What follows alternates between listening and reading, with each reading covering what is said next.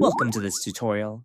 Here's a simple step-by-step guide to help you easily save HBO Max videos for offline viewing. Step 1. Launch the StreamFab software. From the home screen, you'll see a variety of popular streaming services. Select HBO Max to get started. You can also find HBO Max under the VIP Services section if you're using that mode. Step 2. Log into your HBO Max account directly through StreamFab's built-in browser. Once you're in, find the movie or series episode you want to save. Click on the movie you want to save, and StreamFab will automatically analyze the link for you. Step 3. Customize your save settings. Choose video quality, select your preferred audio language, and turn on subtitles if needed. There are multiple subtitle languages available for you to choose from. When everything is set, hit the Start button.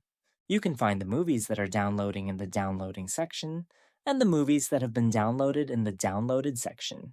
That's it.